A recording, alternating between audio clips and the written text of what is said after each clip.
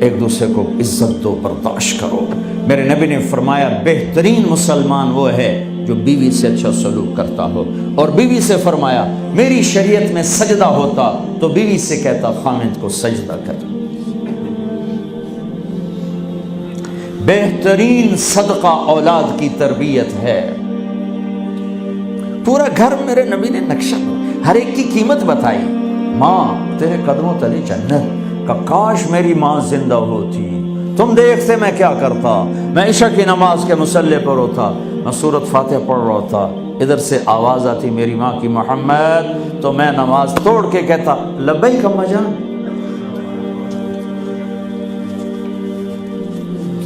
باپ کا تیرے جنت کا دروازہ ہے، باپ تیری جنت کا دروازہ ہے، کھولنا توڑنا نہیں، کھولنا توڑنا نہیں، توڑ دیا تو جنت میں نہ جا سکو گے۔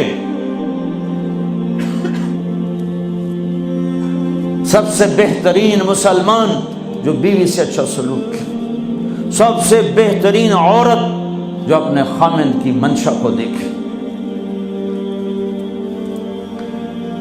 پھر آپ نے ایک عجب بات فرمائی جو معاشرے میں بہت بوجھ بنتا ہے جس کا، ہاں بھائی تمہیں ایسا صدقہ بتاؤں جس سے بڑھ کے کوئی صدقہ نہیں، تمہیں ایسا صدقہ بتاؤں جس سے بڑھ کے کوئی صدقہ نہیں۔ انہوں نے کہا جی کیا؟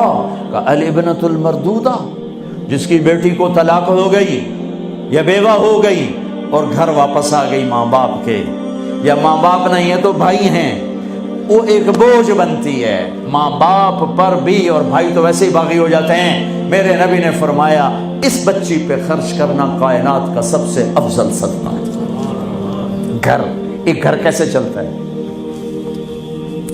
ہمارے ہاں پنجاب، سندھ، بلوچستان سرحد میں بہنوں کو وراثت میں کوئی حصہ نہیں ملتا، سب بھائی کھا جاتے ہیں۔ میرے نبی نے فرمایا جس کو اللہ نے 2 بہنیں دیں اس نے ان کا حق ادا کیا، شادی کی حق ادا کیا۔ ماں باپ کی وراثت میں سے ہوتا ہے، اگر میں نے کوئی خود کمایا ہے اس میں بہنوں کا حق نہیں، ماں باپ سے اگر 1 روپیہ بھی آیا ہے تقسیم کیا جائے گا۔ جس نے بہنوں کا حق ادا کیا، شادی کی حق ادا کیا، اس پہ جنت واجب ہو گئی۔ جس کو اللہ نے 3 بیٹیاں دی، اس نے ان کی ڈولی اٹھائی، وہ جنت میں میرے ساتھ یوں ہوگا۔ ایک بولے، اگر 2 ہوں، کہ جس نے 2 بیٹیوں کی شادی کی وہ بھی ایسے ہوگا۔ اللہ بھلا کرے۔ ایک صحابی کا، کہ جس کی 1 ہو، کہ جس کی 1 ہے، اگر اس نے اس کو عزت سے رخصت کیا تو وہ بھی میرے ساتھ ایسے ہی ہوگا۔ پھر کئی بچیوں کو طلاق پڑی ہے کہ اس کو بیٹا نہیں ہوتا۔ یہاں آنے سے پہلے کا واقعہ، پنڈی سے بچی رو رو برا حال اس کا، میں تو فون سنتا ہی نہیں ہوں ایسے کہ میرا تو کلیجہ پھٹ گیا ہے۔ ہے کہنے لگی کہ سسرال نے کہا تھا بیٹی ہوئی تو طلاق دے دیں۔ میں نے کہا اس میں میرا کیا قصور ہے، اور بیٹی ہی ہوئی اور مجھے طلاق پڑ گئی، اور میں گھر آ گئی 22 سال کی عمر میں۔ بیٹی دینے والا اللہ اور ظلم کرنے والا سسرال۔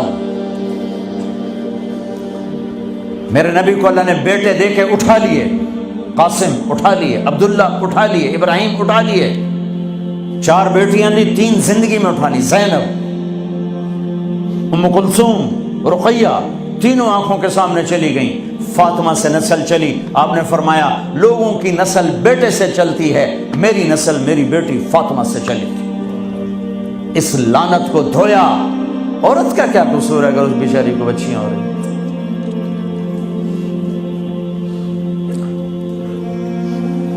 جس نے اپنی بہنوں کو حق ادا کیا، جس نے بیٹیوں کو ڈولے میں بٹھایا، ان کا حق ادا کیا، کہ جنت میں یوں ہو جائے گا۔ بہنوں کو دینا اتنا ضروری ہے، حرام ہو جاتی ہے روٹی۔ میں نے مولانا جمشید صاحب میرے استاد ہیں، میں نے ان سے تفسیر پڑھی۔ میں ایک دن شہد کی بوتل لے کر گیا، پرانی بات ہے 76-77۔ میں نے کہا حضرت یہ ہدیہ ہے۔ فرمایا کہاں سے لائے ہو؟ میں نے کہا میرے اپنے باپ کا ہے۔ فرمایا تیرے باپ نے اپنی بہنوں کو، تیرے باپ نے اپنی بہن یعنی میری پھوپھیوں کو، تیرے باپ نے اپنی بہنوں کو زمین میں سے حصہ دیا تھا؟ یہ سوال کیوں کیا؟ 10 روپے کی شہد کی بوتل تھی اس وقت، کہ اگر دیا تھا تو یہ میں لے لوں گا، اگر نہیں دیا تو پھر یہ حرام ہے، میں نہیں لوں گا، یہ مطلب